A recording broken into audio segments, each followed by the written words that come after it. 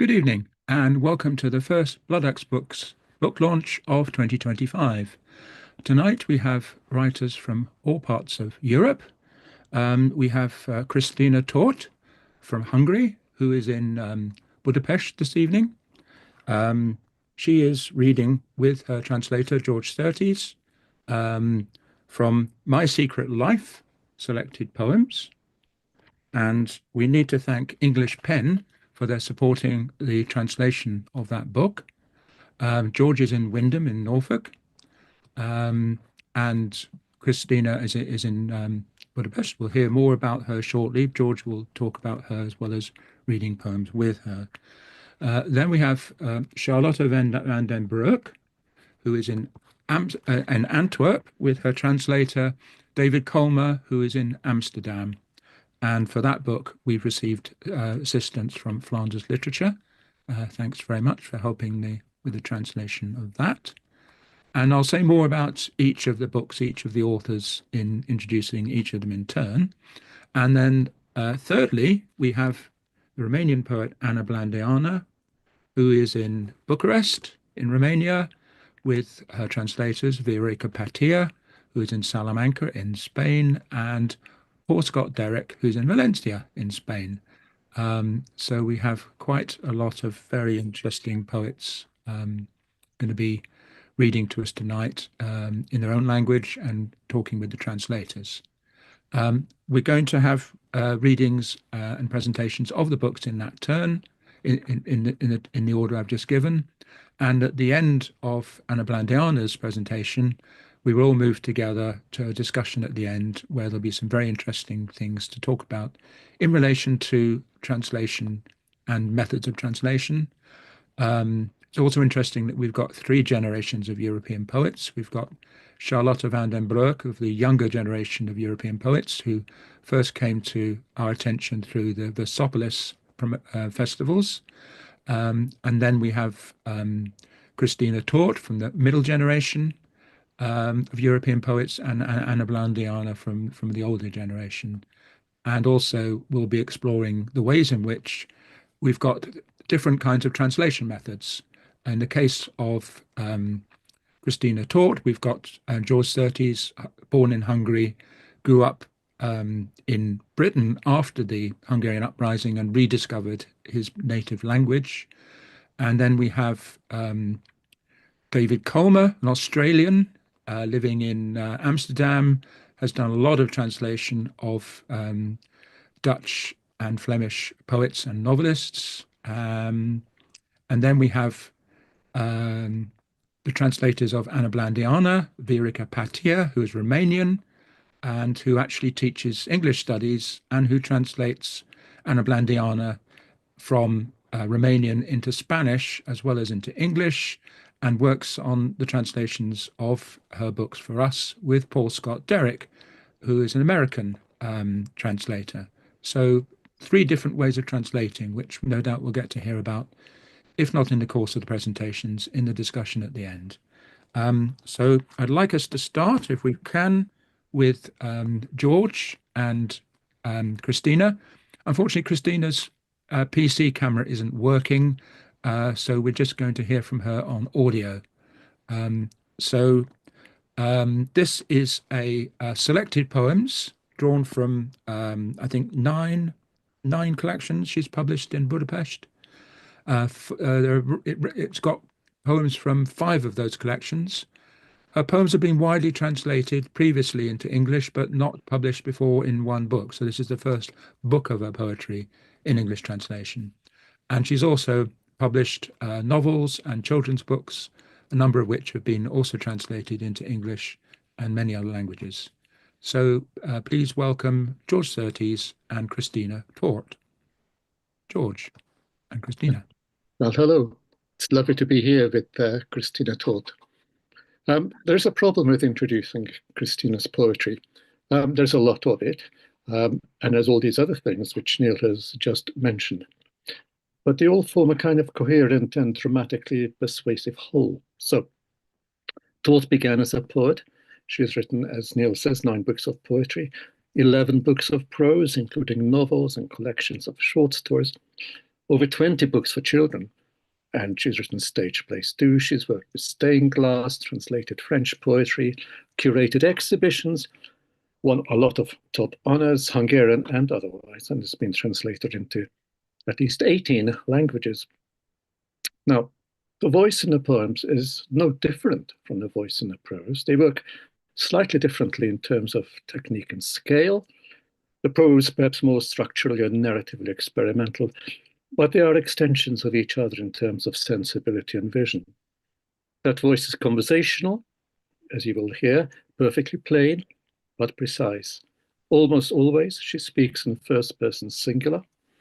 Usually she's addressing us as like a close friend that she trusts with certain confidences.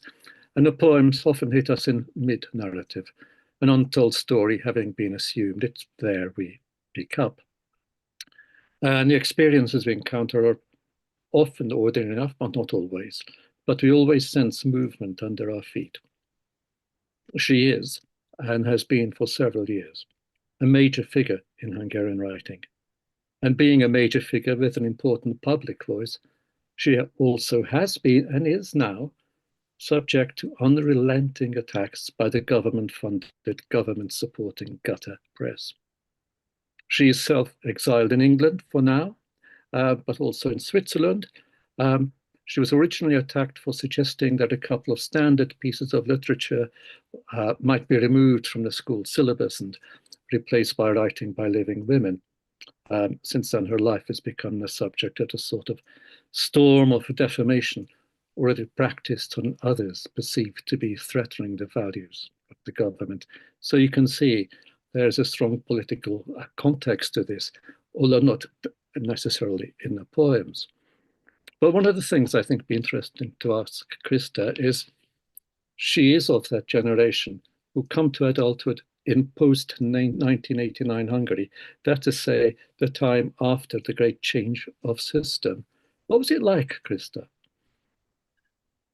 Thank you, George, for this very precise and detailed introduction. I feel really honored. Thank you very much. And before answering to your question, I would like to welcome to all my colleagues, Ana Blandiana and Charlotte and the translators and also people who are listening to us. I would like to thank to Neil for publishing the book, and also thank to Maria Chilf, the great painter who gave us the artwork for the book cover. Neil already showed the great book cover. I'm really happy about it. So thank you. So to answer to your question, yes, I was 22 during the regime change. I studied French literature in Paris, and I was in Paris when the Berlin Wall fell down, and when I returned to Budapest, I realized that was a completely different world. And that was a so optimistic and enthusiastic moment for us. And maybe we were naive, but we thought at that time that this big cultural and economical development will change everything, and the democracy will resolve all economical problems. And instead of that, kind of white capitalism evolved, and about the beginning of about around 2000, we started to feel the rising populism and nationalism, and at that time the country started to closing in, and now you can see that it is an authoritarian regime. You can read a lot about Orban's policy in the international press, so even those who do not live in Hungary are aware of the political problems in Hungary. And how did poetry itself change? Did poetry change from before the change of regime? And how did your own poetry changing? Yes, I would say yes, because before the regime change, first I was young, I was a beginner, and I was really focused on myself. I mean, like all beginners, I wrote autobiographical things, and I do not it anymore. And that time, I mean, before the regime changed, poetry used to have a high status. You know, it even in communist time, poets were feared by communists. And today it has completely disappeared. I mean, there is a much bigger rule for celebrities and influencers. And I think still many people read poetry because Hungary, it's a small country, 10 million inhabitants, but there are still 2,000 copies for poetry books. I don't know the average number in Britain. What is the average number for a poetry book? Less than that. Okay, less than that. So I think still people do read poetry, so it's not bad. But it seems only politicians have this paranoia that poets should be feared. Ordinary people don't care about poetry anymore. Yeah, it's interesting. A lot of your poems, they're not directly, there's very little which is directly about politics as such. But there is, you can kind of feel a sense of disillusion about quite a lot of things that have happened. I mean, what is it like to live in Hungary now? And you're not in Hungary.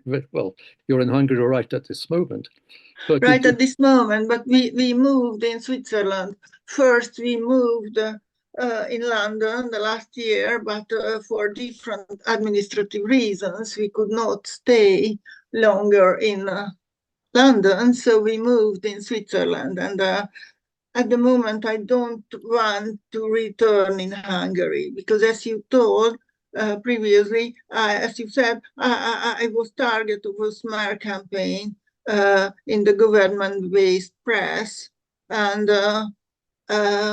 that was the first moment when we left Hungary with my daughter because that was a horrific campaign.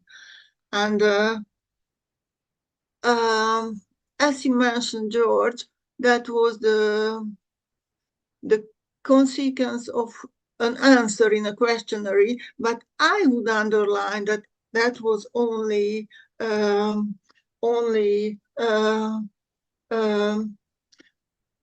that was not the reason. That was only an excuse to launch an attack in the government press. And we left for France, and I returned after 6 months. But so you are in effect a kind of almost like a poet in exile. Yes. Yeah. So the difficulty. So we moved in Switzerland, and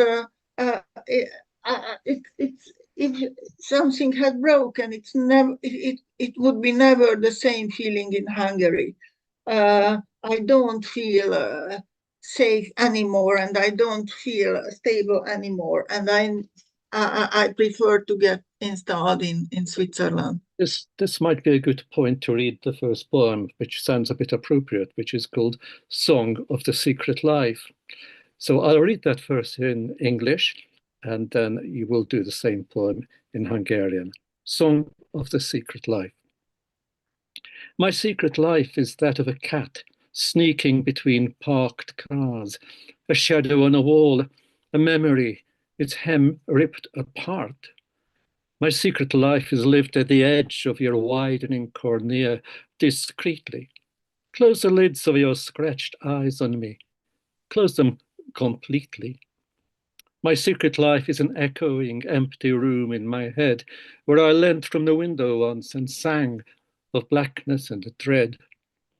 My secret life is a ramshackle pigeon loft, stinking of shit, a pale frock in the sky into which death will eventually fit. My secret life is a deep crack that runs down a living face, a path under time where I no longer age, a singular place.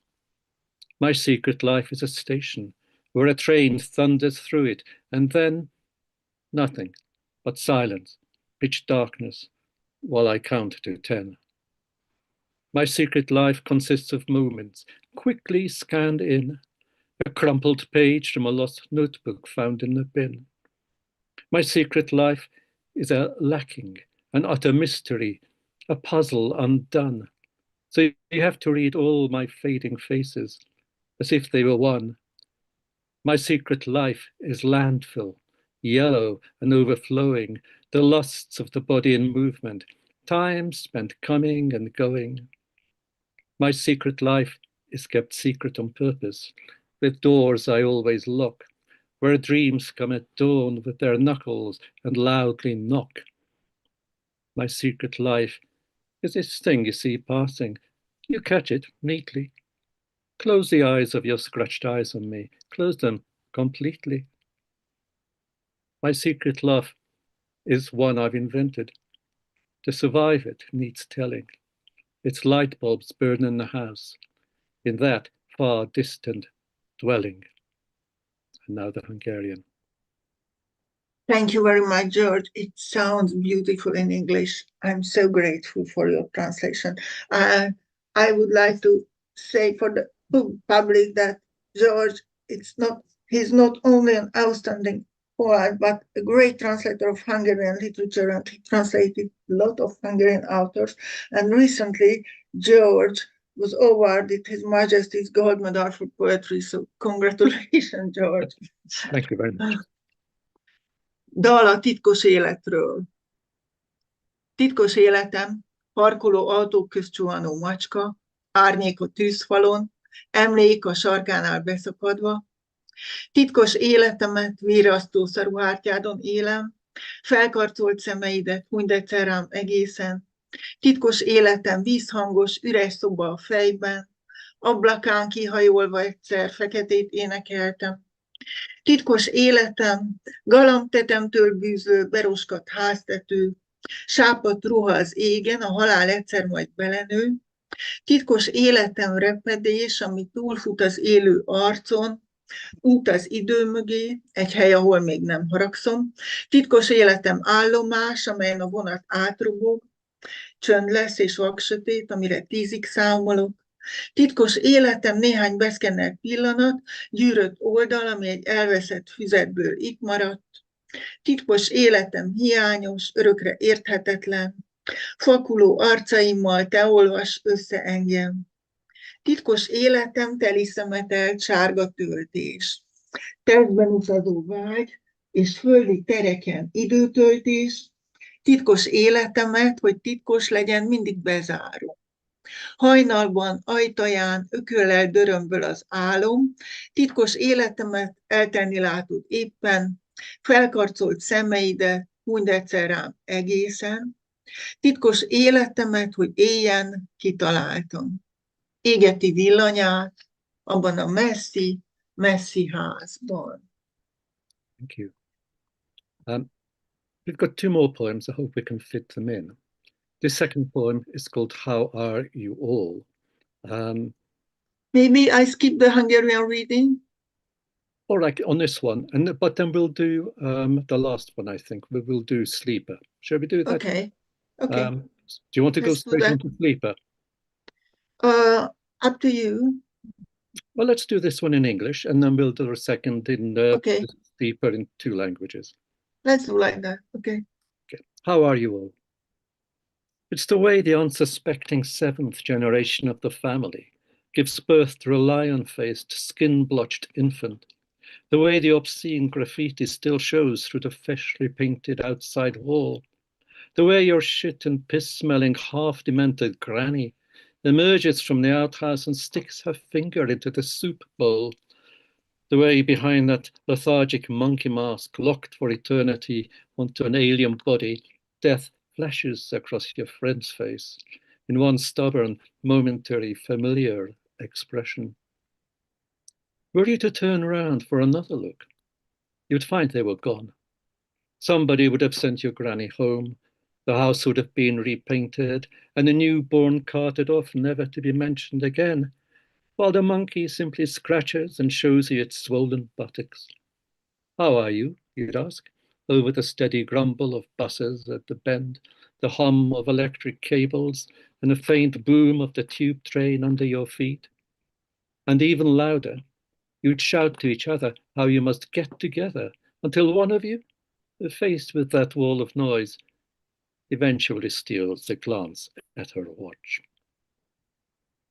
We'll do one more poem. It's an extraordinary poem called Sleeper. When I was first translating this poem, I wasn't quite sure what was happening and what it's about, and that kind of worked it out little bit by little bit.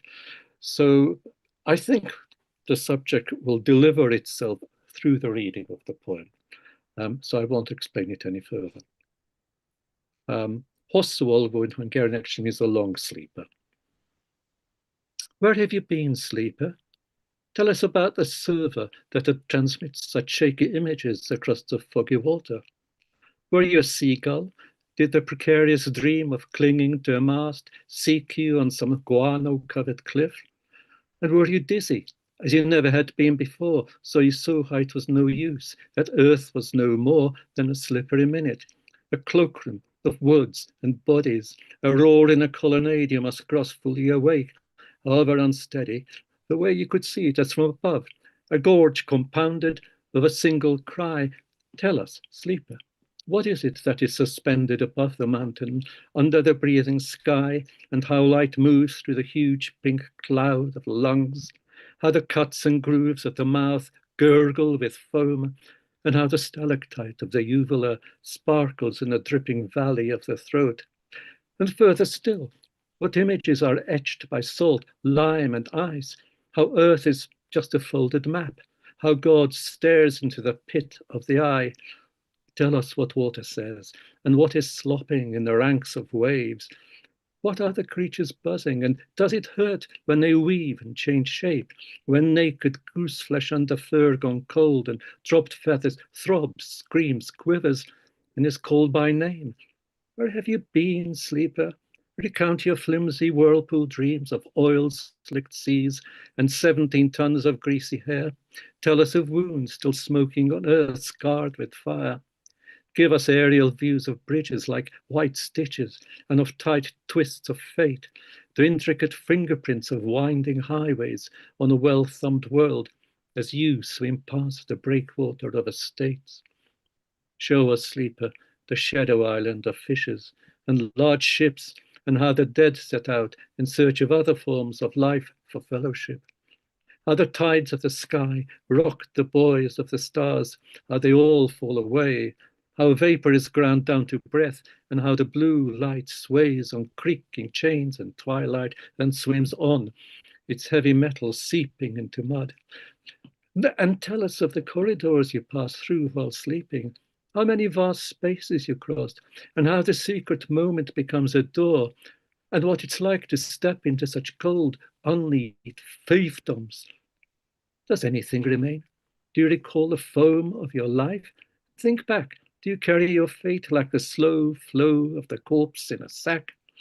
Does the noisy past roll past you on its carpet in your occasional presence? Or are you talking to the ocean through 1,000 years of silence, repeating what the radar of your brief life enabled you to witness? Tell us, little pulse box, will the soul sink into depths above us? Or will it spin and billow like a bladder of light, understanding nothing, blind, transparent, a never decomposing murderous thing, an empty flask of pills, doomed to roam the sky's thin covering? Thank you very much, George. This great translation. Thank you. So now in Hungarian, hosszú alvó. Hol jártál, hosszú alvó? Mesél csak el, miféle szerverek továbbították rezgőképeit a ködös óceán felett. Voltál-e szélsirály? Keresette a billenékeny álom kapaszkodót árbócrudon, guánóval borított sziklaháton, szédültél-e, mint emberként még soha? Láttad-e, hogy hiába? Hogy csak csúszamló perc a föld, erdők és testek ruhatára. Ringó morajás oszlopa, amelyen ébren kell átvonulni. Láttad fentről, mi volt az út? Egyetlen kiáltásnyi szurdok. Meséld el, hosszú alvó, mi van a hegy fölött, a lélegző ég alatt. Óriás felhőtüdők rózsáin át a fény hogyan halad, hogy gurgulász habot a hasadékok szája, csillog a völgytörök, cseppköves úlája, még távolabb, miket rajzol a jég, a só, a méz, hogy csak redőzött kép a föld, Isten szemgödre néz.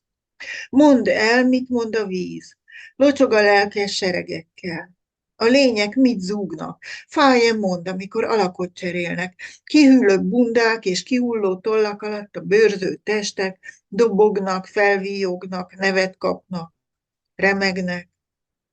Hol jártál, hosszú alvó? Mesélj ónos, örvényes álmaidról, tengerbe dőlt olajról, 17 tonna sűrűhajról, mesélj a tűzzel földbe karcolt fegyverekről, hidak fehér öltéseit, sorsok gyűrűit látni fentről, az összefogdosott világon szerpentinek bonyolult új nyomát. Házak hullámtörőit, hol megdőlt tetők közt úszol át, mutasd meg, hosszú alvó, a halak árnyék szigetét, a nagy hajókat, hogy kelnek útra és keresnek másút élő formát a holtak, hogyan billegteti a csillagok bójáit az ég dagája, hogy buknak mind alá, porlik lélegzetté szét a pára, nyikorgó láncokon kikötve, hogyan himbál a kék fény és száll a szürkület, iszabba átszivárgó nehéz fém. Mit láttál odafent? Mesélj a folyósokról is, hosszú alvó. Hány űrön áthaladsz? Hogy lesz a titkos pillanatból ajtó? Milyen kilépni ott a kivilágítatlan és hűs terekbe? Marad-e valami? Emlékszel-e tajtékos életedre? Viszed-e sorsodat, mint lassú áramlás a zsákba vart halottat? Görget-e szőnyegén tovább a zajló múlt, ha ott vagy? Vagy több ezer évnyi csönd sötétjén átbeszélsz az óceánhoz, ismételgetve, amit rövid életed radarja látott, pulzáló kis doboz, lesüllyed-e a lélek majd a fenti mélybe, vagy lemeg és forog, fényhólyag, mit sem értve, áttetszően vakon, soha se bomló gyilkos holmi, üres pille palack, folyton az ég színén fog vándorolni.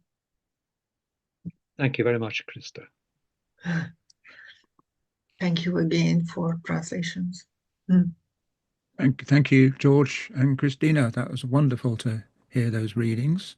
And apologies for George. I had meant to thank you, well, not thank you, to honour you for having just got the King's Gold Medal for Poetry, which I think you haven't got yet because it was for last year, but very well deserved, and a pleasure to hear you read in English, as always, the translations.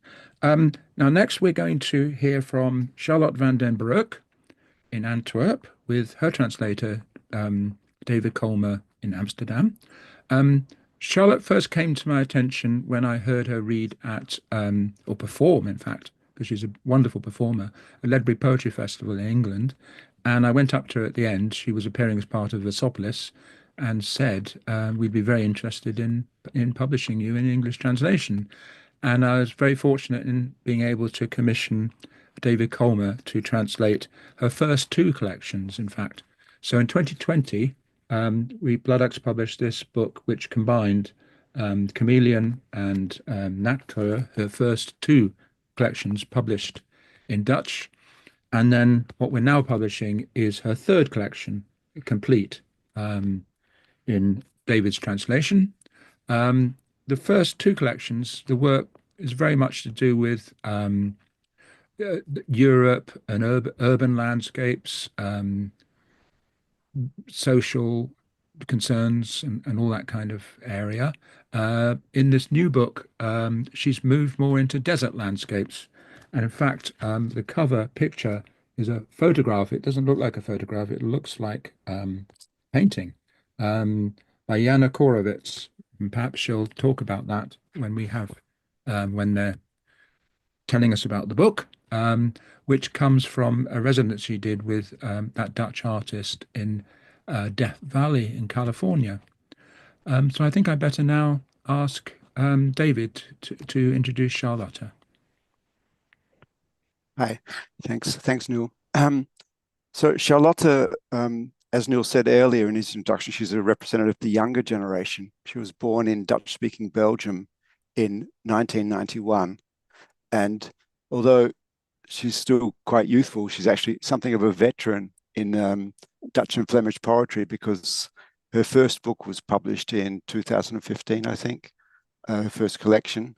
And before then, she'd already established quite a name for herself through poetry readings in which she drew on her training at the Royal Conservatoire in Antwerp in drama to make the readings quite, as Neil said, quite striking and powerful.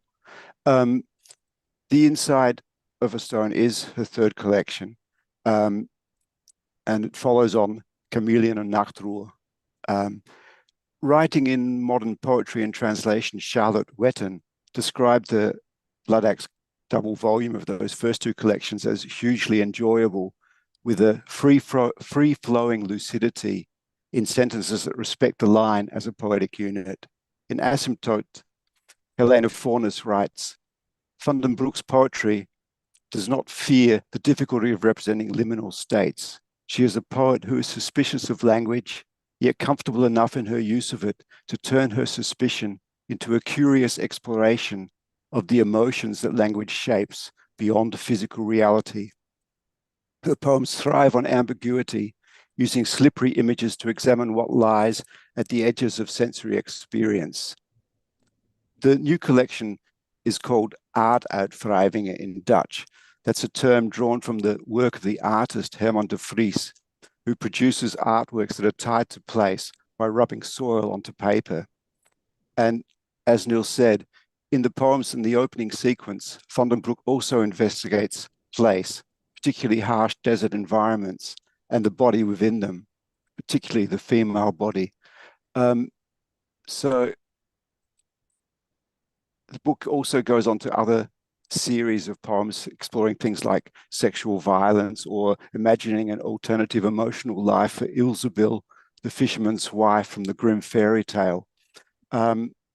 So maybe Charlotte, maybe you could say something about the collaboration with Jana Korowitz that led partly to this collection, and something about how this collection differs from the previous two, which some English readers hopefully will be familiar with from the Bloodaxe volume.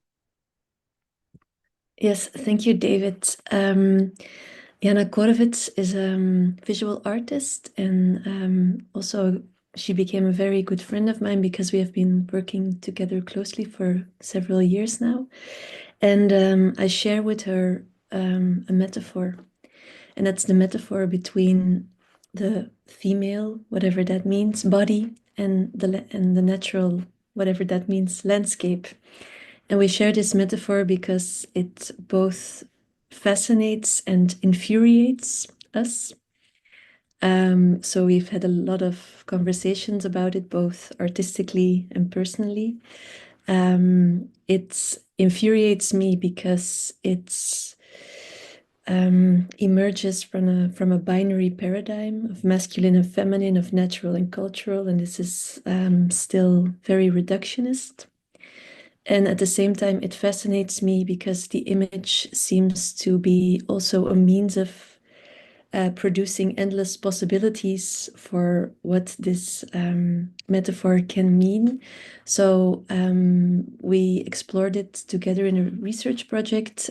She worked with visual images, I worked with poetic images, and this research became very important for my book of poems. I can maybe show you the Dutch cover. It's also a work of Jana. It's another one from the cover from the Bloodaxe translation. It's seemingly a dune, a sand dune, a desert dune. But when you fold the book, it's you see that it's a female body, and this fluidity in a multitude of bodies, whether it's not only human bodies or landscapes as bodies, but also animals, colors, textures became the main thematic concern of the poems in the book. And this collaboration is important because it marks an intertextual approach also. And it's not only with the images of Jana I worked closely together with, but it's, as David already mentioned in his introduction, for example, also with the fairy tale of Ilsebil, the fisherman's wife. But it's also intertextual with a Looney Tunes cartoon of the Roadrunner and the Coyote. It's intertextual, engages intertextually with paintings, with all kinds of images. So this reproduction and hopefully reimagining the metaphor is a big driving force throughout the poems. So I think we're going to start our reading with a couple of the poems that relate especially to this collaboration with Jana. And Charlotte is going to read each poem in Dutch first, and then I'll read it in English afterwards.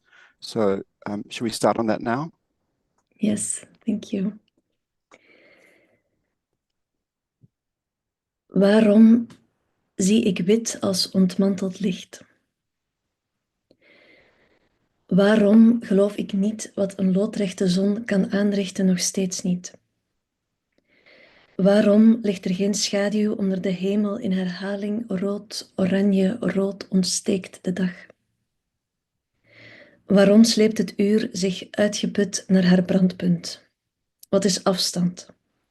Anders dan een zich stapelende zandmassa, het staat al tot de kin. Waarom komt het niet tot verdrinking? Zelfs in al haar uitgestrektheid breekt de zwerftocht op. Nu eens door halve maanstruiken, dan weer door het gedroomde geluid van een auto op de snelweg in de achtergrond, ritseling. Waarheen schiet de hagedis? Waarom lispelt de hitte bezweringen? Waarom hoop ik achter de rotsen op sporen van nachtdieren? Op de spiegeling van een oude geliefde, waarom roept hij mij niet? Is hij mij dan niet kwijt? Immersie. Hoe ik mij al die tijd bewogen heb, stilgestaan terwijl wind het zand verlegt. Immersion. Sorry. Immersion. Why do I see white as dismantled light? Why do I refuse to believe what a perpendicular sun can do, even now? Why is there no shadow under the sky? Red, orange, red. The day igniting on repeat. Why does the exhausted hour drag herself into focus? What is distance, if not an accumulating mass of sand, already chin high? Why doesn't it come to drowning? Even in her vastness, the wandering disintegrates. Now with crescent shrubs, later from the dreamt sound of a background motorway, rustling. Where's that lizard rushing? Why is the heat lisping incantations? Why do I pin my hopes on the hidden tracks of nocturnal animals? The mirage of an old love. Why doesn't he call me? Hasn't he lost me? Immersion. The way I've been moving all this time, motionless, while the wind shifts the sand. En als de avond valt, zegt men dat de rotsen wandelen. De woestijn woelt en sleept haar laken mee. Er ontwaakt een vrouw zonder beschadigingen. Ze kleedt zich voor een dagtocht. Ze zeult geen geesten. Mijlenlang alleen met de schittering van zon en steenzout. Alleen met het wijdse netvlies en blindheid. Want wie in het licht kijkt weet, ze waren er altijd al.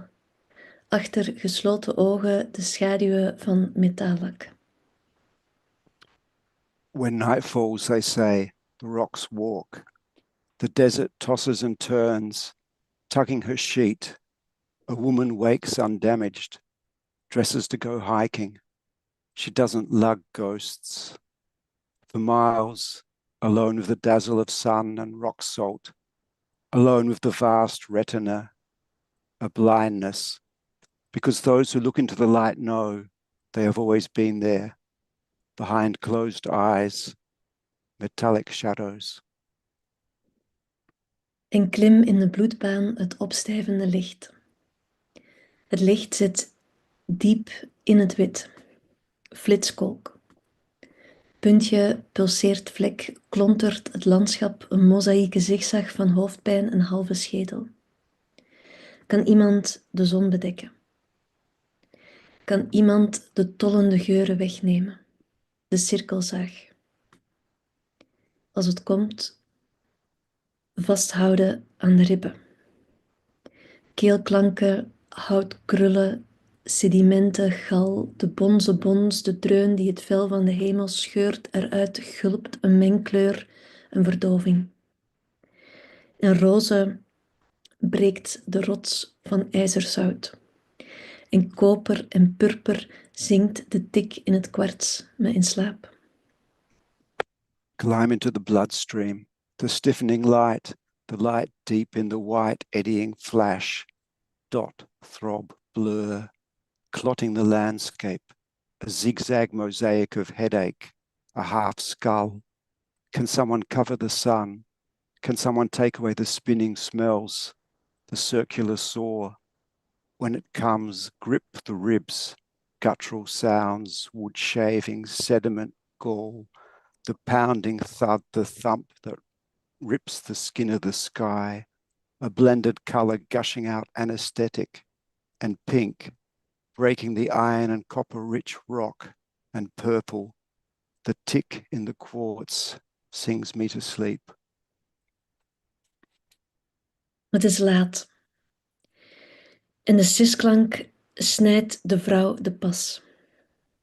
De sisklank bespiedt. Gist de vrouw geschikt onder haar wijde jas, snerpt, verkleinwoordje en ste.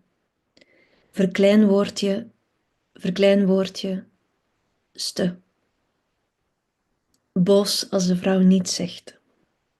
Sist scherper, komt dichter. Tongpunt, mespunt, snede, bozer. Kan de vrouw niet eens lachen? Rammelend aan het dranghek van de tanden wrijft de sisklank zich tegen de spijlen op, tot het gehits de sis smoort in de mond en staakt. Stratenlang, tot de vrouw thuiskomt, voelt het alsof iets in haar schaduw sluipt. It's late, and the hiss stops the woman in her tracks. The hiss spies her out, assesses the woman as suitable under her large coat, sniping, diminutives and superlatives, diminutive, superlative, furious when the woman doesn't say anything, hissing harsher, coming closer, tip of his tongue, point of his knife, slit, more furious still. Can't she even smile?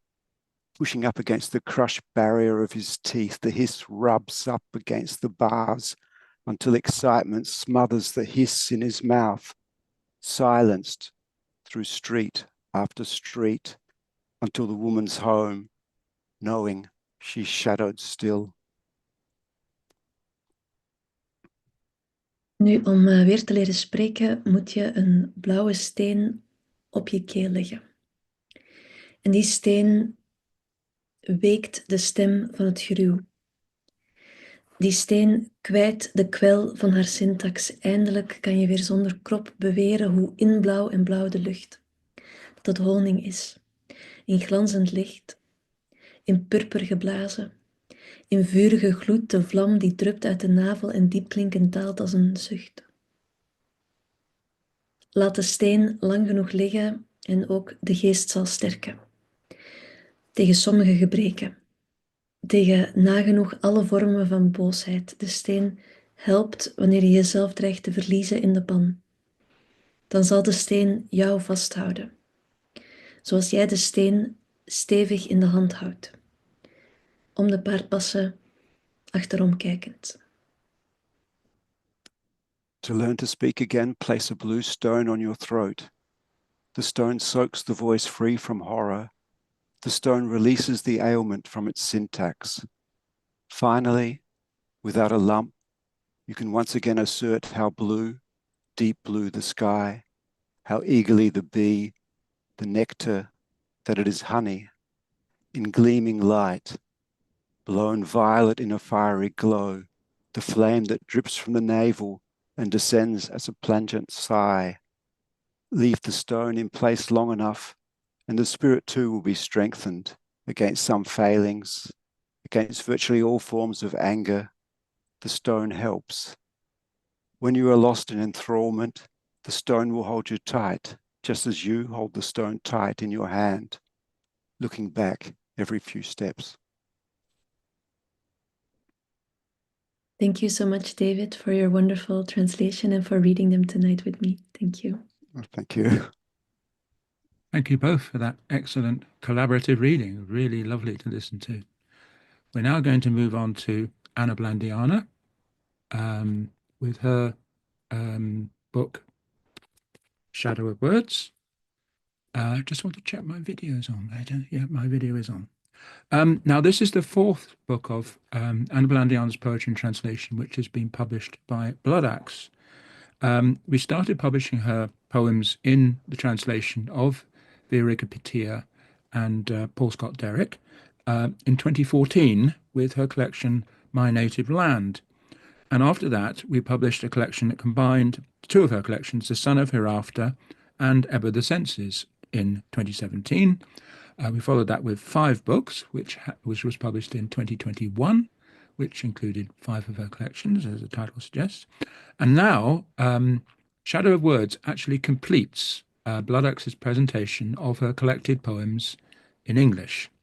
And it's a book that covers her early collections, published from 1964 to 1981, mainly during the brief period of political thaw of Romania's communist regime. And no doubt at the end there'll be some parallels there that we can talk about in relation to Krisztina Tóth's experience and Ana Blandiana's experience at that time. So I'm going to ask Viorica Patea and Paul Scott Derrick to introduce Ana Blandiana and to talk a bit about the book before they read the poems, with Ana Blandiana reading the Romanian originals. So please, Viorica, Paul, and Ana, welcome. Hi. Okay, I will introduce Ana Blandiana. And Ana Blandiana has become a legendary figure. She is admired for both her writing and her intrepid spirit. She is well known for her outspoken resistance to the oppressive communist regime, and also for her leadership when, after the fall of the Iron Curtain, she organized the civil society in Romania. As a poet, Blandiana combines, as the German theologian Erich Bonhoeffer would say, the joy of hidden life and the courage for public life. In her verse, as in T.S. Eliot's poetry, sensual perception and intellectual analysis merge. Her voice expresses a vibrant spiritual language of unmistakable ethical clarity. In her intricate yet lucid poems, pure idealism overrides the many forms of degradation. For, as she writes in a poem, quote, words that have no shadow anymore have sold their souls. Shadow of Words is a collection of her early poems that defines the new dimension of her poetic identity. Like the English Romantics, she conceives of candor as a spiritual model, guiding norm that sensitizes the self to the world's mystery and at the same time constitutes a moral imperative. These poems demonstrate her devotion to the immanence of the miraculous. She delves with renewed passion into the mystery of the existence, a mystery she wishes not to unravel, but to protect and preserve as a manifestation of beauty. Candor, a longing for return to nature, the primacy of imagination, and love are her predominant themes, as she views the world through the eye of a cricket, the smallest and most insignificant of creatures, singer of summer and symbol of the poet. And like Emily Dickinson, Blandiana chooses simple, common elements to explore the depths of existence. A sense of wonder pervades the landscape, leaves, falling fruit, stars, haystacks, and take on a fantastic aura, illuminated by mystery.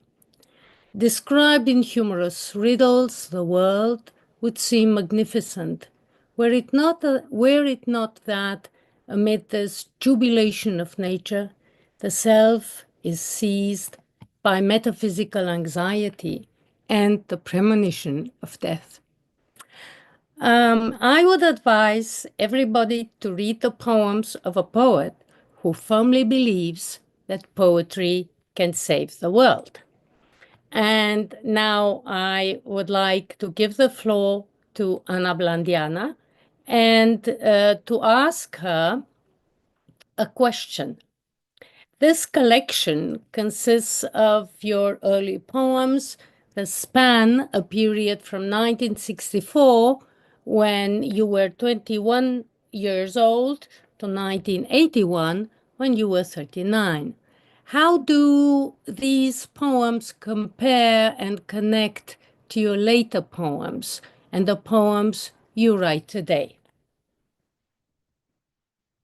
Deși criticii vorbesc în general despre continuitatea poeziei mele de la un volum la altul, despre felul în care temele trec chiar transformate, mie mi se pare că accentele de fapt se schimbă și asta pur și simplu pentru că în timp ce în primele cărți entuziasmul, fervoarea, toate se cuprindeau în privirea care privea în afară, cu cât a trecut timpul, cu atât privirea s-a mutat spre interior, spre o realitate interioară, de fapt chiar spre o irealitate.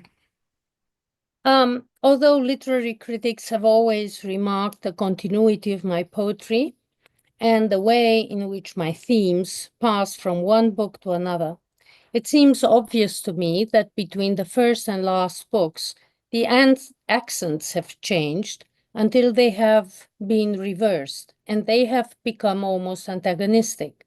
While in the beginning, my enthusiasm, revolt, wonder, even suffering took place within the social boundaries, and my gaze was turned outward, in recent years, my attention has changed its direction and turned towards an inner reality. I could say almost towards an unreality. Asta nu înseamnă că nu există obsesii care trec neschimbate. Aș spune două. Primul este o profundă comuniune cu natura care se datorește faptului că în natură și în poezie se află la originea tuturor lucrurilor misterul. Și asta face însă ca să nu scriu pasteluri, ci poeme aproape religioase, care devin tot mai ermetice de la un volum la altul. This does not mean that there are not obsessions and themes that have continued and evolved over the decades in my poems. One subject is the presence of mystery at the origin of everything, both in nature and in poetry. Hence, the deep fascination with nature, which does not create pastels and descriptions of landscapes, but almost religious poems that become more and more hermetic from one volume to the next. Cea de-a doua obsesie este ceea ce aș putea numi spaima de prea multele cuvinte, obsesia de a spune cât mai puțin pentru a sugera cât mai mult, dusă chiar până la absurd, până în locul în care poți, prin absurd, să nu mai spui nimic, ca să poți sugera totul. În rezumat, de fapt, este vorba de o încăpățânare aproape obsesivă de a exprima inexprimabilul.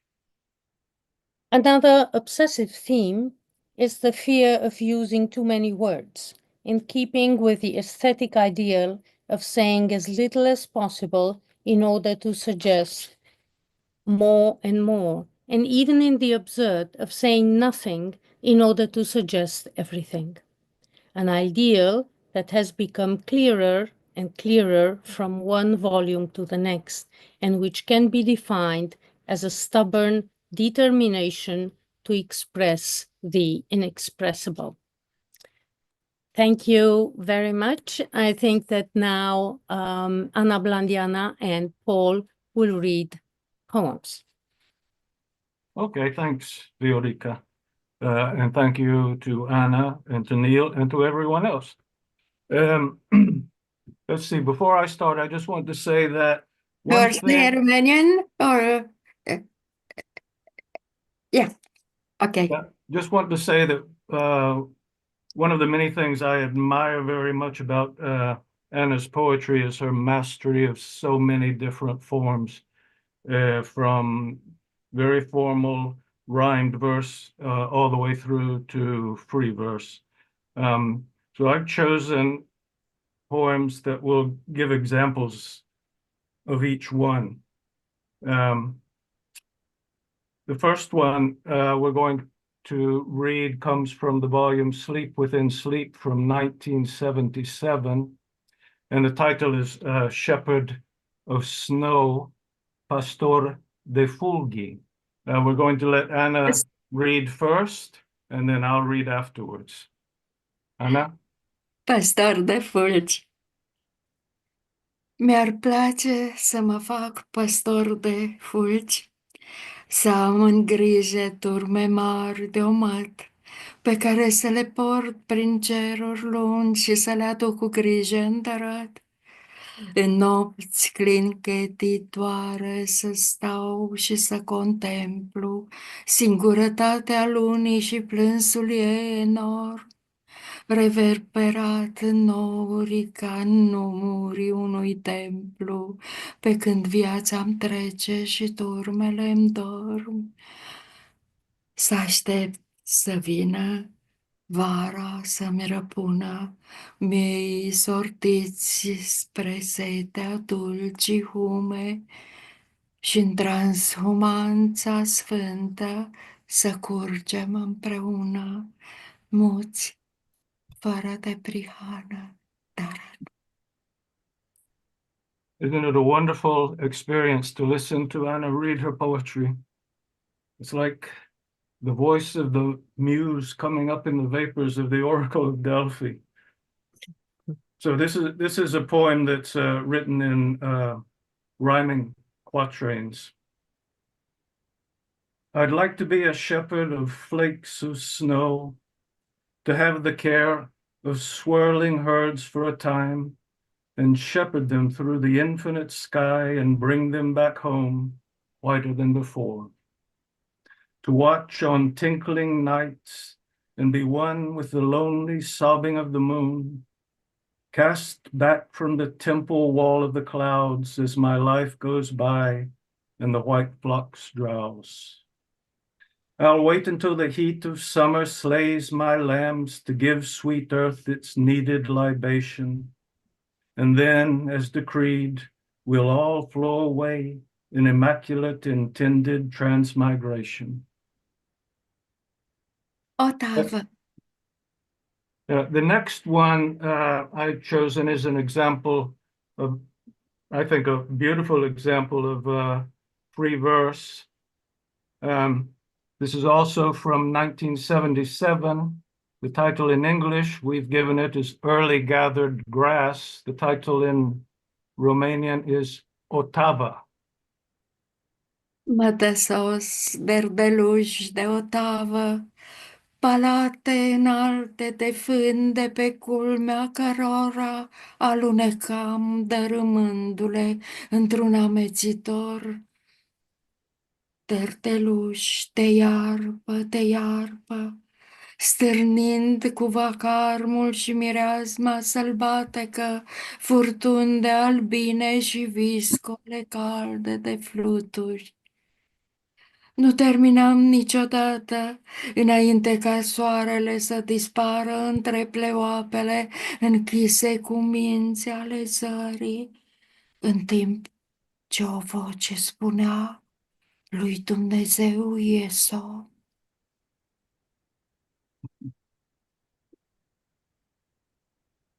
Smooth hills of early gathered grass, tall palaces of hay, from whose peaks I used to slide and tumble in a dizzying cataclysm of grass, that set off the buzzing and the savage scent of storms of bees and warm snows of butterflies.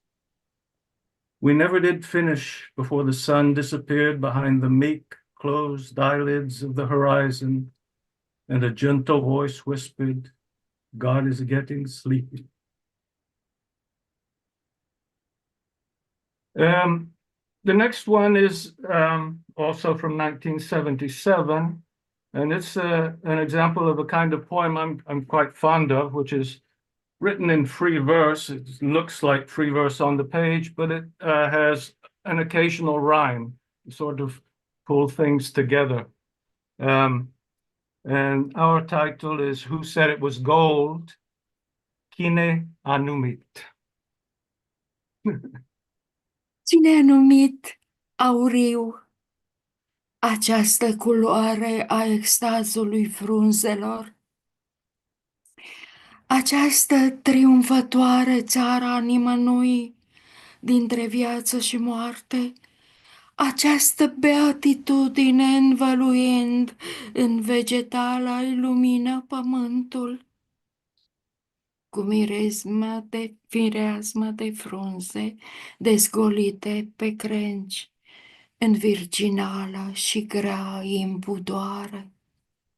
Cine a numit, cine a îndrăznit să dea un cuvânt celei mai limpezi și adânci nenumiri, spre care curgem nedemni de atâta speranță cu toții, printre ciorchini înțelepți și zănatece ramuri subțiri. Tăceți, tăceți și ascultați silabele ierbii foșnind în lumină uscat. Nici ea nu îndrăznește să spună pe nume acestui ultim regat. If you haven't gathered it, this is a poem which is also about autumn, like the last one, which is I suppose, Anna's favorite season. She writes lots of poems about autumn. Who said it was gold? This color of the ecstasy of leaves, this triumphant no man's land between life and death, this bliss that embraces the world in its vegetal light and the scent of naked fruit on the boughs in virginal and heavy indecency. Who could dare to name the most limpid and profound eternity towards which all of us flow, unworthy of so much hope, among clusters of sagacious grapes and frenetic slender stems, Be quiet. Be quiet and listen to the syllables of the grass, crackling in the light's dry flame. Not even the light would dare to call this ultimate kingdom by its name.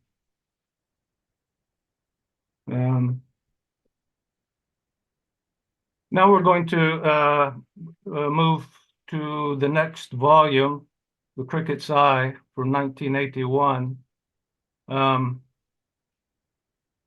And this poem is another poem in rhymed quatrains called, in English, Boat, Luntre.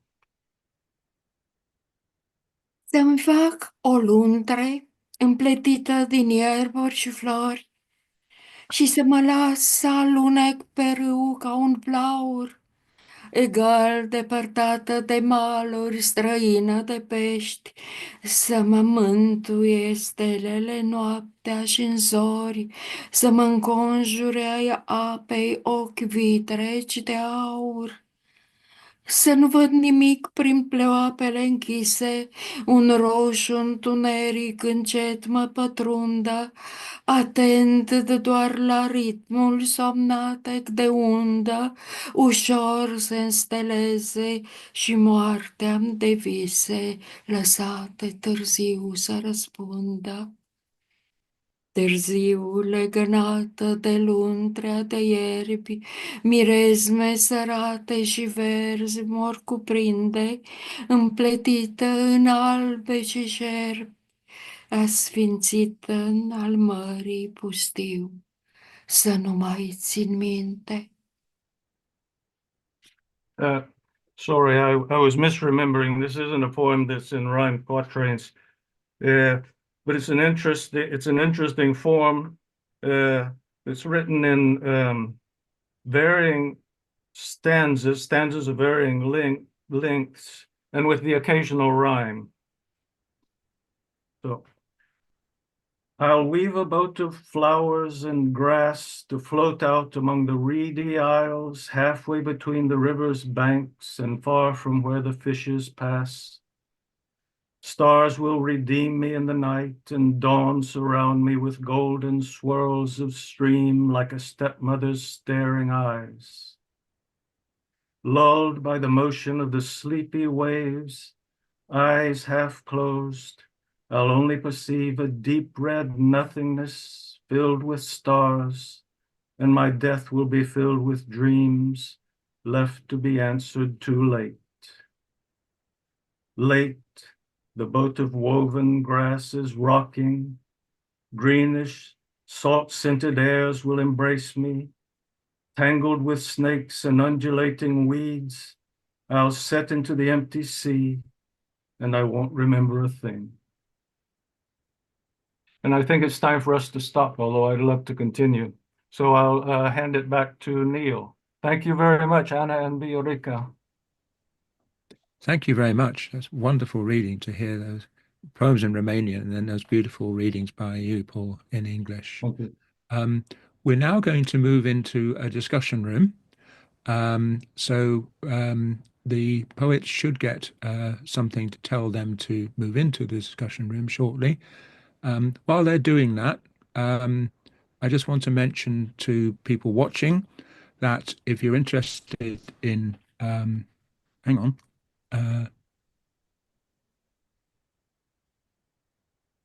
Sorry. Can everyone put their cameras on and unmute themselves? And then we can go into the discussion. The books are all advertised on the YouTube page. If you scroll down under the screen, there are links there where you can buy them.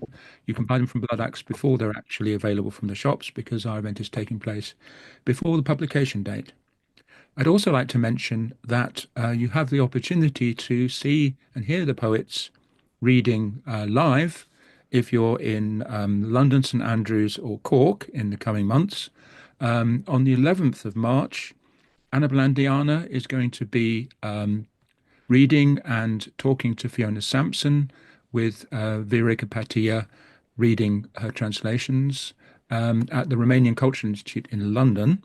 That's on the 11th, Tuesday the 11th. And then on the 14th to 16th, Stanza, Scotland's International Poetry Festival, will have readings including Charlotte van den Broeck. And then in April, she and David Colmer will have a residency in Cambridge, I think it is. Cambridge or Norwich, I can't remember. In Norwich in March. Norwich in March. So there'll be opportunities there for people in Norwich. And then in mid-May, Krisztina Tóth is going to be reading at Cork International Poetry Festival. So that's those opportunities. I mentioned at the beginning that our three poets are all of different generations. The dates, just to recall, Krisztina Tóth was born in 1967, Charlotte van den Broeck was born in 1991, and Ana Blandiana in 1942. And it's very interesting that the books themselves cover a range of periods of time. You've got Anna's book going back to that earlier period in her writing. You've got the latest work by Charlotte in her book. And in Krisztina Tóth's book, you've got a selection covering a whole range of periods of her writing. And I was wondering whether some of the translators or poets might like to chip in there and say something about the experience of translating poems that come from different time periods.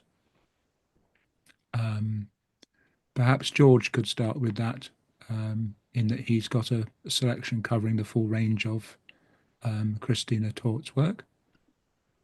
I've known Kristina's work for some time, and I've been translating Hungarian literature and poetry since 1984, so it's a long time back. Of all periods, from historical periods, 16th, 17th, 18th century.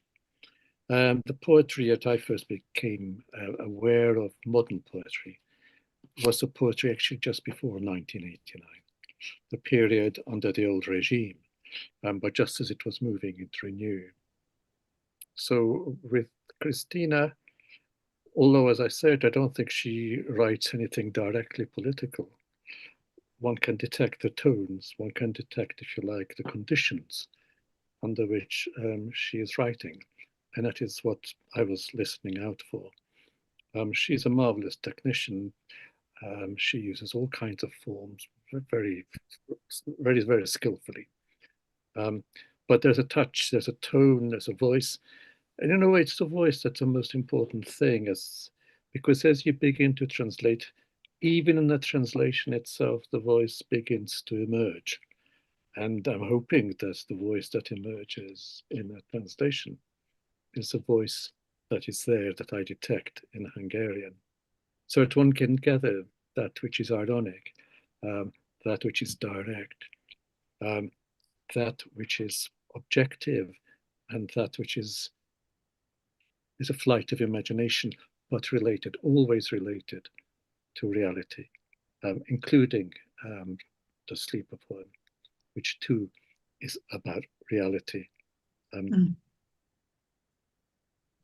then Viorica and Paul, you talked in your introduction about the differences between Anna's work of that period and what her work is like now. And now you've actually translated all her work across all her books. I was wondering what the experience of translating across the whole time period of her work was like in such depth. Every poem that she's published, basically, you've translated. Viorica? Oof. Well, we started with My Native Land, which got the prize Poet of Freedom in Gdansk in 2015, I think. And we didn't translate chronologically. I think that Ana Blandiana is very strong on metaphor. That is her strength. And we moved back and forth. We didn't translate the books in chronological order. I think the degree of difficulty was the same with the early poems and with the most recent poems. We hoped we had finished translating all her poetry, but in this September, she published a new book that I would translate like Silence Descends in Me. And for me, it is fascinating to work on her. Because I think her poems have a lot of philosophical depth. While we've got you, Viorica, what's it like translating her into Spanish as opposed to translating her into English? Is that a different experience in terms of the way you go from one language to another? I think it is easier because it is a Romance language. And but translating her is very difficult. Also because the words have very many connotations and very many nuances, and you need to sacrifice some. Romanian also is a very metaphoric language. For example, things like your palate. In Romanian, you would say the sky of your mouth. So, I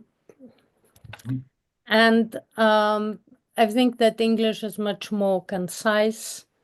And she uses also lots of personifications for animals or for stars. Stars are a she, the moon is a she. And in English, Paul wants us to say it.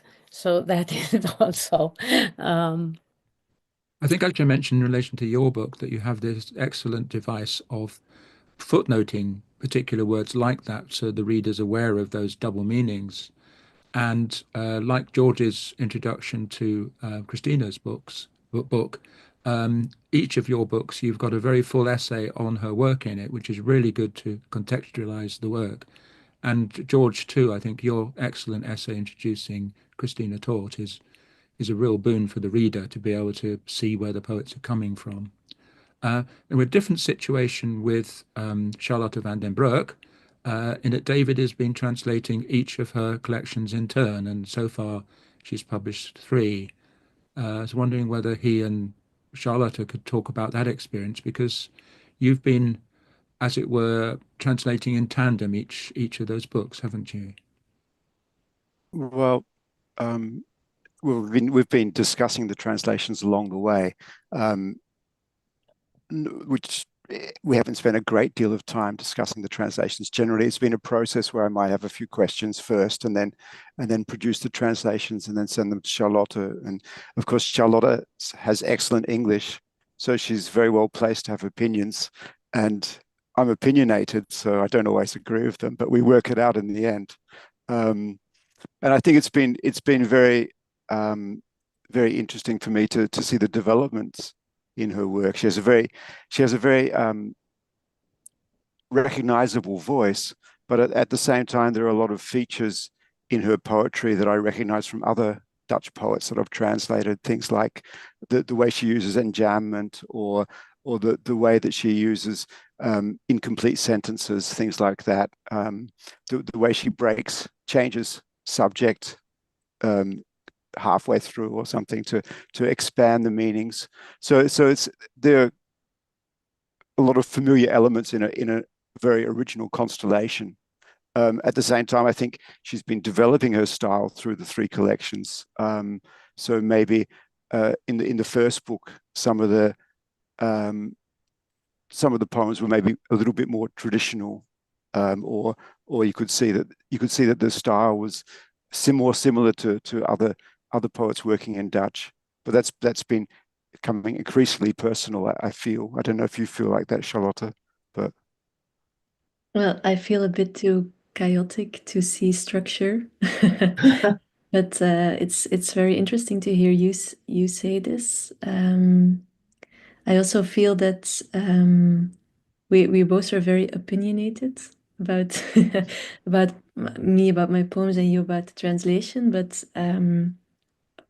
I feel like we also move into each other's work a bit more. With this last my last book you translated, I felt very understood by you.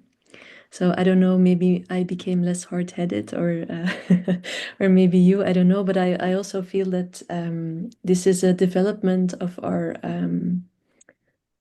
relationship as poet and translator. So I'm very curious to see where this can grow further into.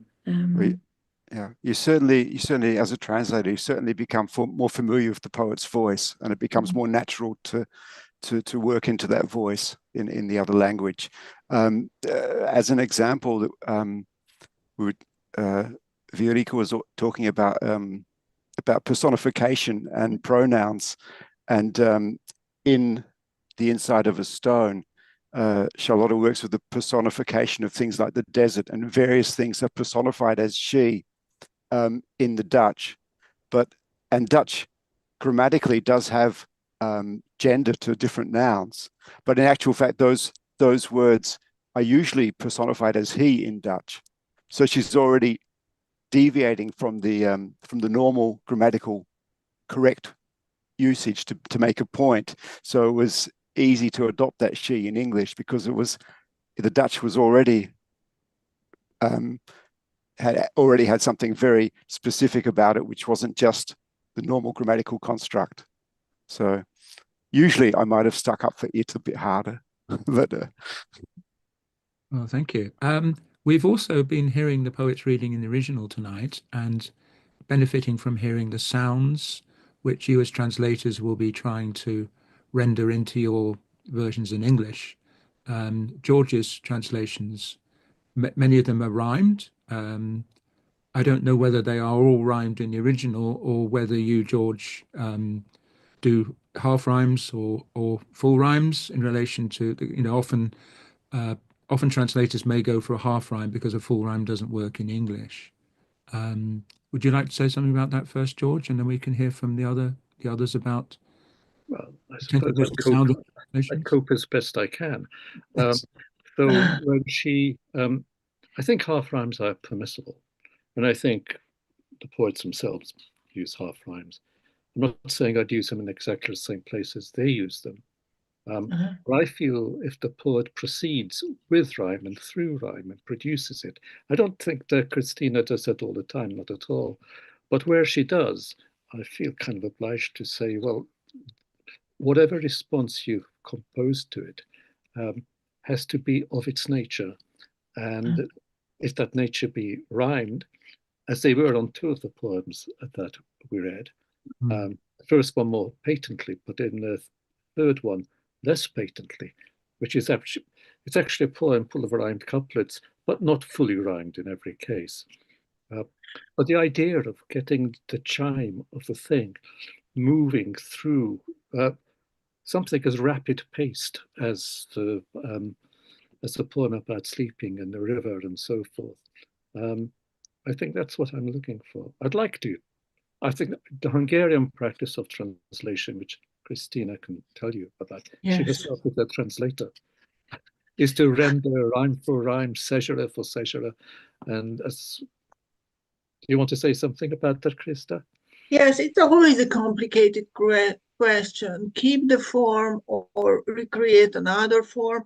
And I was so happy to read and hear your really musical translation. I think it is the greatest thing to be translated by a poet, because when you read the translation, you can hear your own words, but somehow the wonderful watermark of the other poet appears in the text, and it's something amazing. I like it.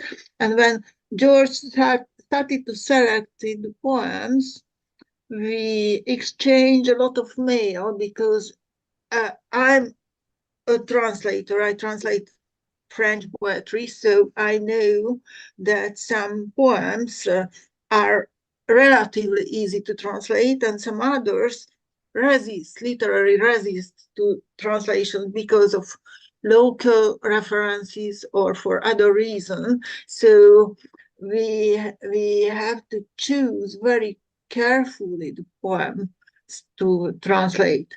And as George mentioned, the Hungarian tradition is, in Hungary, basically, poetry is translated by poets, and we recreate forms.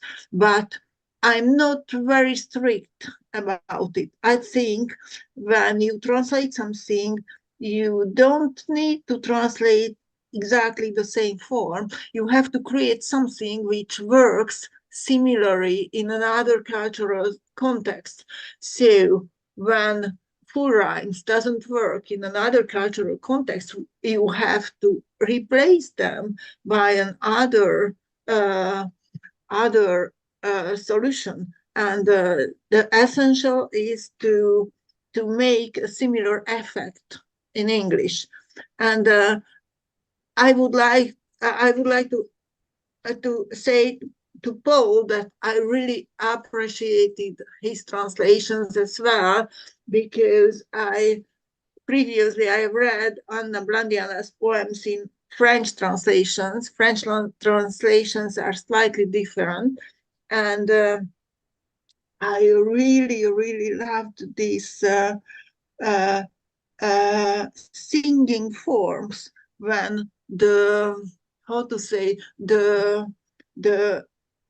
apparently easy form works with the contradiction, with the really dark content, like with Portrait with Cherry Earrings or Oli Oli Oxen Free. That was a beautiful translation, Paul, so thank you. Thank you. So I'm really happy about George translation, because you can feel by listening translations that it is a poetic translation, and I'm really, really grateful. So thank you, George, again. My pleasure. I should say, and Neil knows this well, that I use a lot of rhyme in my own poetry. So it is not something unusual for me to use, to be able to adapt to. And often you do it in an ironic way, which is really different, because it creates it creates tension, half rhymes and ironic. Yes. Yeah, but Paul, in what you were saying in introducing the poems, you were very aware of the forms that you were translating and the rhyme schemes and all those things. And, that's obviously something that works particularly well, having, in your case, your partnership with Viorica, where you have you as the English-speaking part of the partnership and Viorica as the English-speaking native Romanian part of the partnership.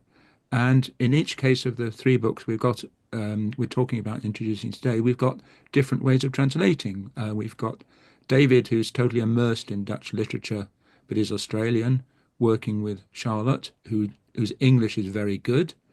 And then George, we've got you as a British poet who's also a native Hungarian, who rediscovered Hungarian in translating Hungarian literature into English, didn't you? So could George, could you just say something about how that has worked into your poetry and into your translations, that strange history that you have, strange linguistic history? Well, very briefly, my family stopped speaking Hungarian when we came to England. We all had to learn it except for my father, who knew it. And then for years I spoke nothing but English. And I've written 3 books in English before I first returned to Hungary. That was 1984, which was a sort of age of wonders for me. It opened up a whole new set of histories, it opened up new geographies, and it opened up this language, which I wouldn't say barely spoke. I understood about 70%, but spoke only about 10, 15%. And I'm still a little bit wary of like absolutely colloquial precision. But once it began to feed in to my work, the poems became longer, the poems became richer, the subject became deeper and more complex. So in a way, through engagement with Hungarian poetry, you begin to hear echoes of what might be at the very bottom, if you like, if I'm a building of my cellar, so to speak, somewhere in there. So just as Chris was saying, it helps. There are some poets I would find very difficult to translate, but that's not usually a technical matter. It's a voice matter when I'm not quite sure how that voice is working. But I can hear Krista's very clearly, I hope.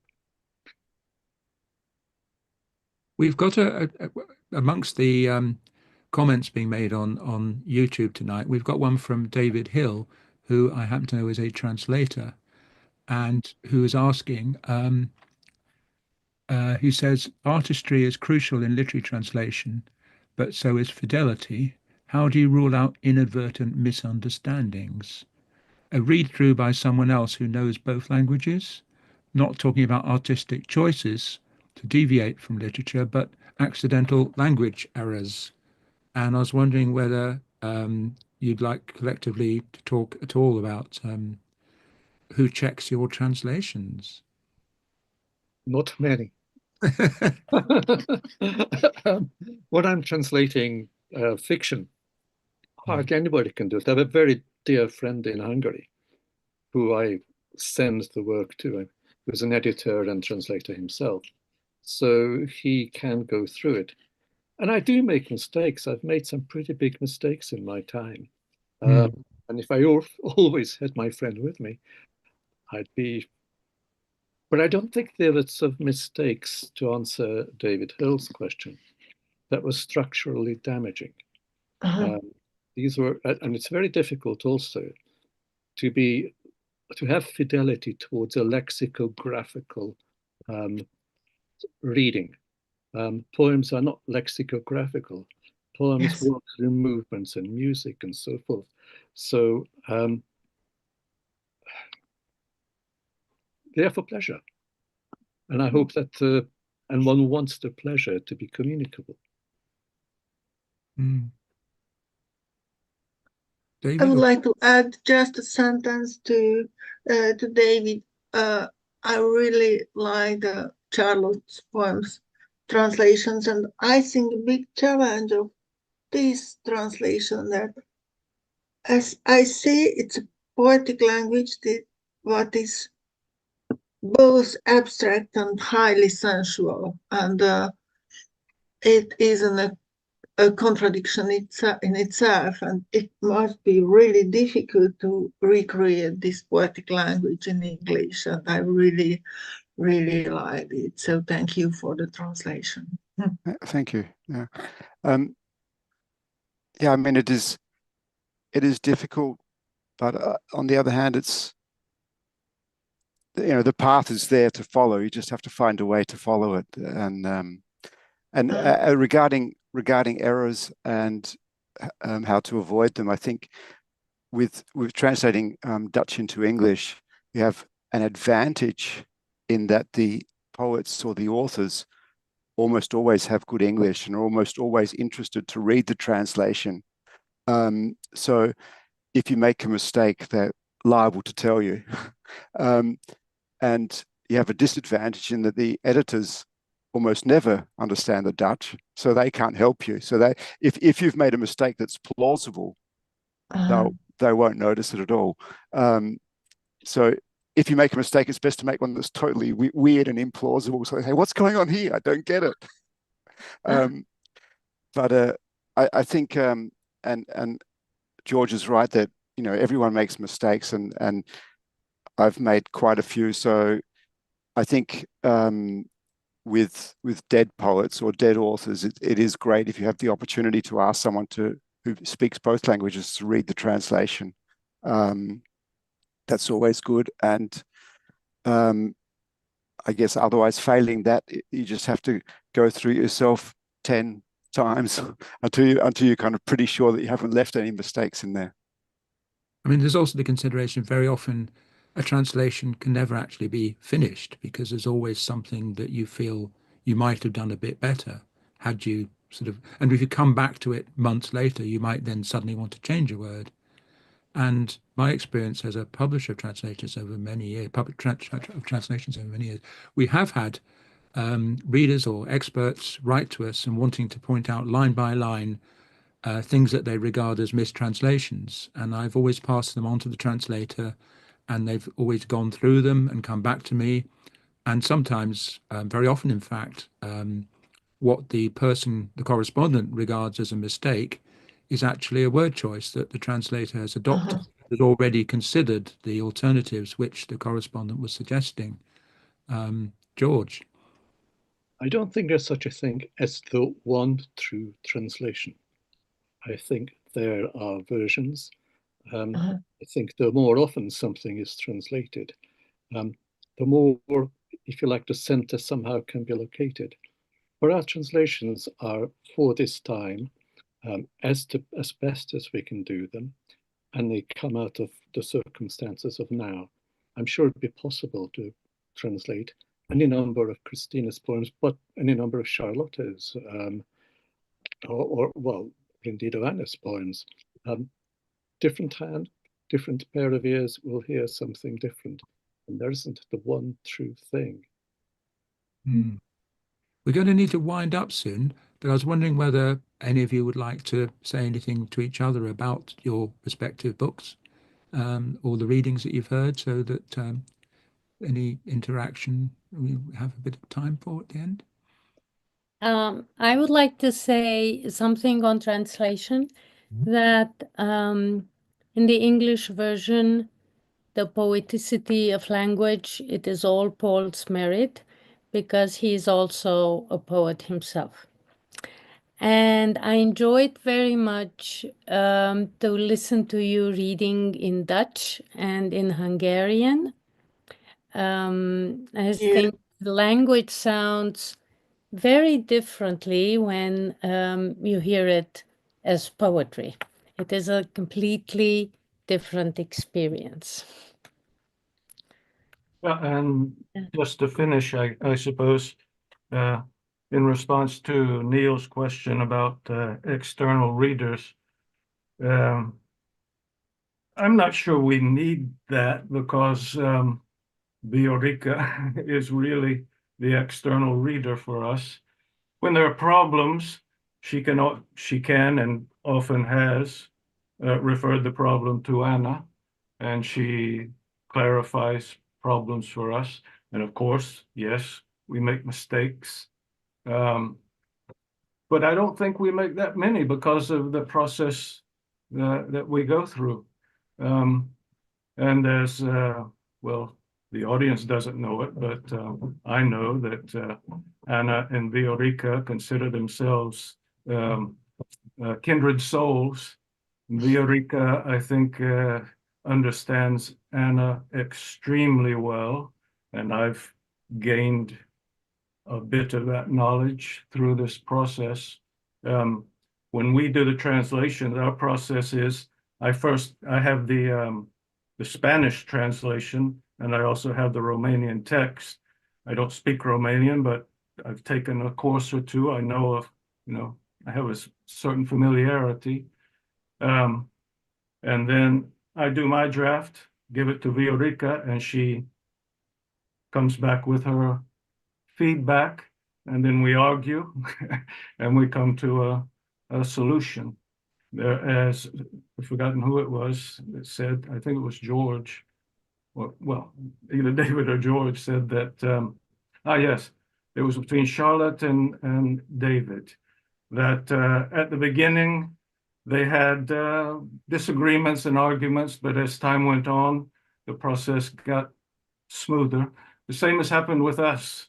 Viorica and my first translations, we had lots of arguments. We would have come to blows if it hadn't been through email. But now, I guess we understand each other much better, and it's a much more fluid process. And I have to say to Anna,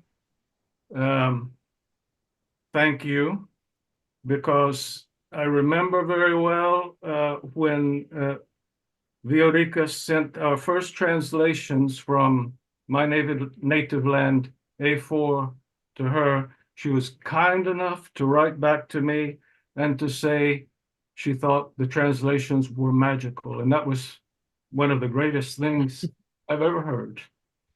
So thank you very much. Thank you. Aș vrea să spun ceva și eu, Viorica, da? Deci nu pot să vorbesc despre arta traducerii, despre munca traducătorului. Am tradus extrem de puțin, câteva zeci de poezii din Emily Dickinson. Vreau să spun însă impresia mea față de diversele mele traduceri în tot felul de limbi. Este foarte ciudat felul în care o limbă sau alta, potrivit caracteristicile ei,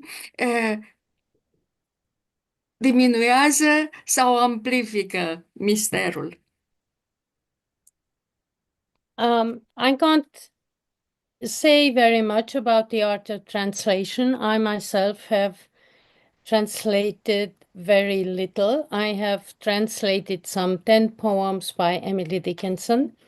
But I want to convey my impression on the fact that translation is very strange if you take into consideration a translation in one language and the translation of the same text in another language. And what I find very interesting is the way in which a certain language amplifies or diminishes the mystery. Sigur că mie îmi sunt cele mai simpatice traducerile în limbile din care nu înțeleg absolut nimic, pentru că pot să-mi închipui că totul este extraordinar.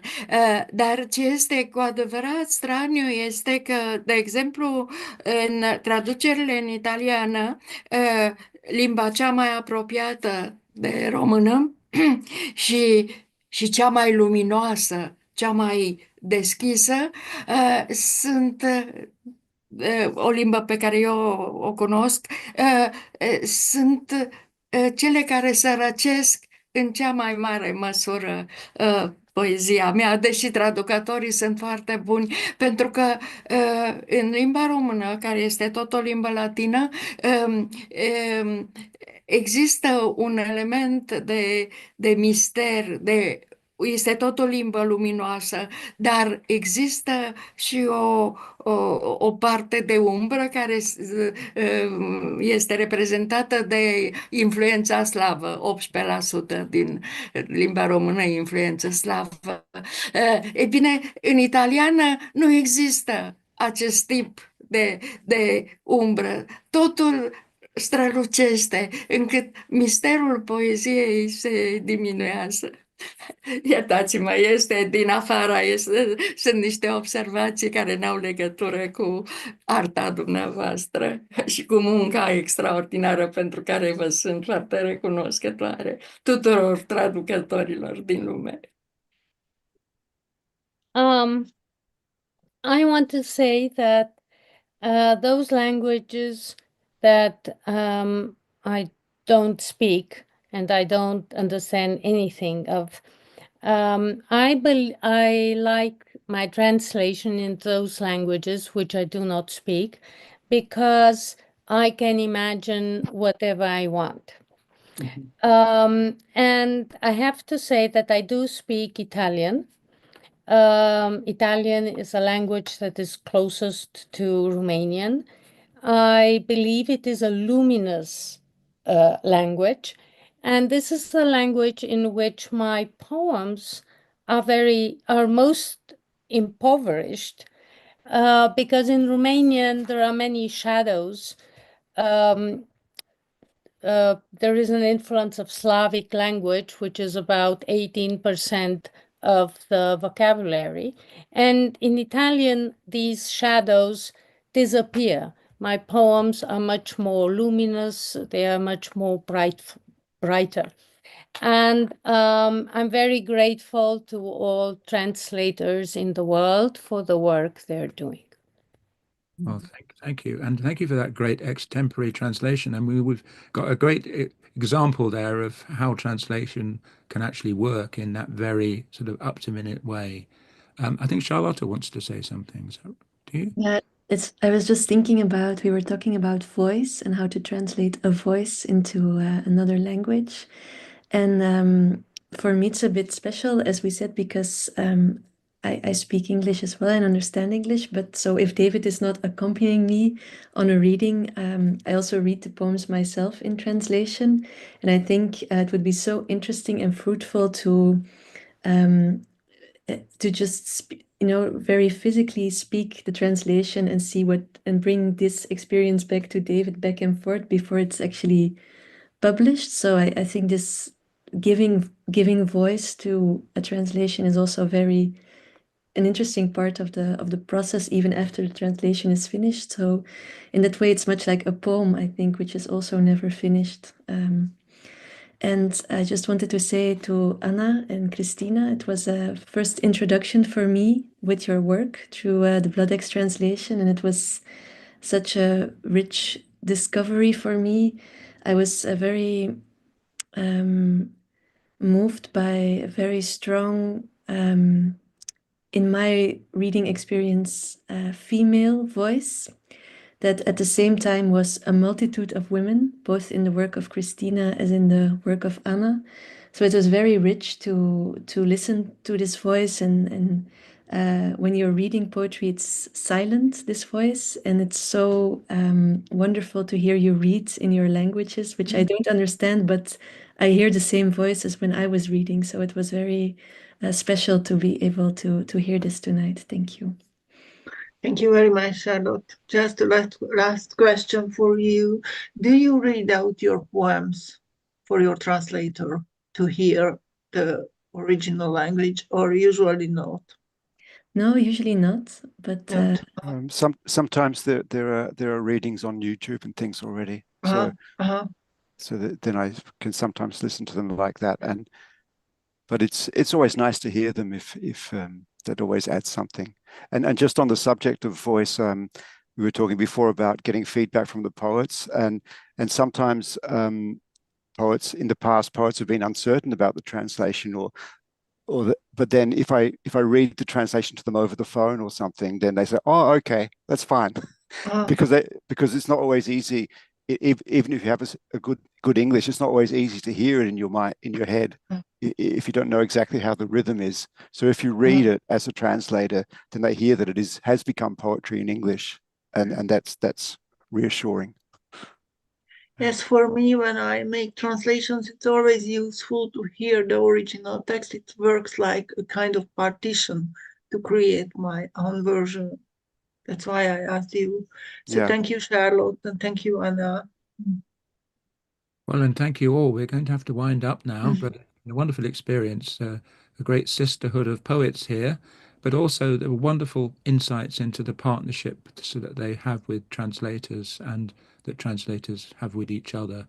So thank you all so much for introducing and reading from the books, and I hope everyone watching will want to go off and buy them. Thank you, everyone. Thank you. Thank you. Great pleasure. Thank you. Thank you. Thank you. Bye. Bye.